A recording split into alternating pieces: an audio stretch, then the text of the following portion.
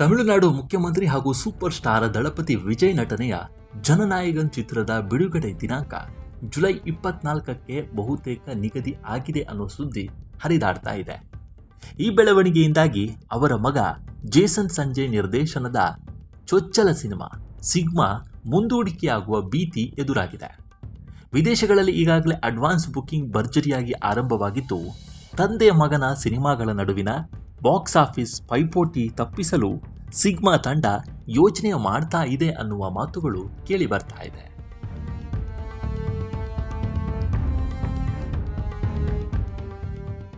S, Tamil Nadu ಮುಖ್ಯಮಂತ್ರಿ ಹಾಗೂ super star ದಳಪತಿ Vijay ನಟನೆಯ ಜನನಾಯಕನ್ ಚಿತ್ರದ ಬಿಡುಗಡೆ ದಿನಾಂಕ ಬಹುತೇಕ ನಿಗದಿಯಾಗಿದೆ. ಚಿತ್ರತಂಡ ಅಧಿಕೃತವಾಗಿ ಇನ್ನೂ ದಿನಾಂಕ ಪ್ರಕಟ ಮಾಡಿಲ್ಲ. ಆದರೆ ಬುಕಿಂಗ್ ಪ್ಲಾಟ್ಫಾರ್ಮ್ ಡಿಸ್ಟ್ರಿಕ್ಟ್ ಹಾಗೂ ಹಲವು ಚಿತ್ರಮಂದಿರಗಳ ಮಾಲೀಕರು ಜುಲೈ 24ಕ್ಕೆ ಸಿನಿಮಾ ರಿಲೀಸ್ ಆಗಲಿದೆ ಅಂತ ಹೇಳಿದ್ದಾರೆ. ಈಗಾಗಲೇ ವಿದೇಶಗಳಲ್ಲಿ ಅಡ್ವಾನ್ಸ್ ಬುಕಿಂಗ್ ಕೂಡ ಆರಂಭ ಆಗಿದೆ. ವಿನೋದ್ ನಿರ್ದೇಶನದ ಈ ಸಿನಿಮಾ ಮೊದಲು ಜನವರಿಯಲ್ಲಿ ಪೊಂಗಲ್ ಹಬ್ಬಕ್ಕೆ ಬಿಡುಗಡೆ ಆಗಬೇಕಿತ್ತು. ಸೆನ್ಸಾರ್ ಮಂಡಳಿ ಅಂದರೆ CBFC ಪ್ರಮಾಣ ಪತ್ರ ಸಿಗುವುದು ತಡವಾದ ಕಾರಣ ಸಿನಿಮಾ ವಿಳಂಬ ಆಗಿತ್ತು.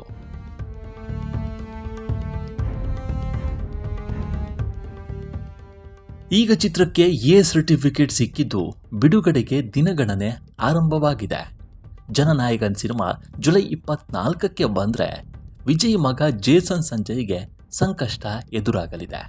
ಯಾಕಂದರೆ ಜೇಸನ್ ನಿರ್ದೇಶಕನಾಗಿ ಪಾದಾರ್ಪಣೆ ಮಾಡ್ತಾ ಇರುವ ಸಿಗ್ಮಾ ಸಿನಿಮಾ ಜುಲೈ 31ಕ್ಕೆ ರಿಲೀಸ್ ಆಗಬೇಕಿದೆ. ಲೈಕಾ ಪ್ರೊಡಕ್ಷನ್ಸ್ ನಿರ್ಮಿಸಿರುವ ಈ ಚಿತ್ರದಲ್ಲಿ ಸಂದೀಪ್ ಕಿಶನ್ ಮತ್ತು ಫರಿಯಾ ಅಬ್ದುಲ್ಲಾ ನಟಿಸಿದ್ದಾರೆ. ವರದಿಗಳ ಪ್ರಕಾರ ತಂದೆಯ ಚಿತ್ರದ ಜೊತೆ ಪೈಪೋಟಿ ತಪ್ಪಿಸಲು ಜೇಸನ್ ಸಿನಿಮಾ ಆಗಸ್ಟ್ಗೆ ಮುಂದೂಡಲ್ಪಡುವ ಸಾಧ್ಯತೆ ಇದೆ ಅಂತ ಹೇಳಲಾಗ್ತಿದೆ. ಆದರೆ ಈ ಬಗ್ಗೆ ಚಿತ್ರತಂಡ ಇದುವರೆಗೆ ಯಾವುದೇ ಅಧಿಕೃತ ನಿರ್ಧಾರವನ್ನು ಪ್ರಕಟ ಮಾಡಿಲ್ಲ.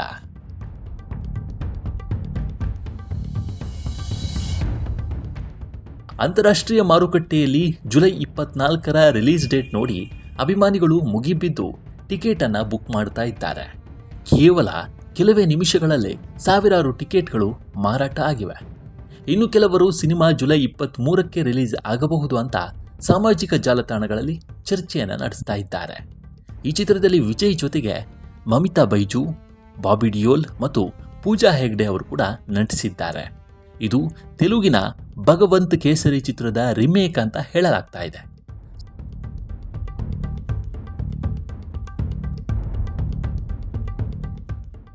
ಸಾಮಾನ್ಯ ವ್ಯಕ್ತಿಯೊಬ್ಬ ಅನ್ಯಾಯದ ವಿರುದ್ಧ ಹೋರಾಡಿ ಹೇಗೆ ನಾಯಕನಾಗ್ತಾನೆ ಎಂಬುದೇ ಈ ಜನನಾಯಕನ್ ಚಿತ್ರದ ಕಥಾಹಂತರವಾಗಿದೆ.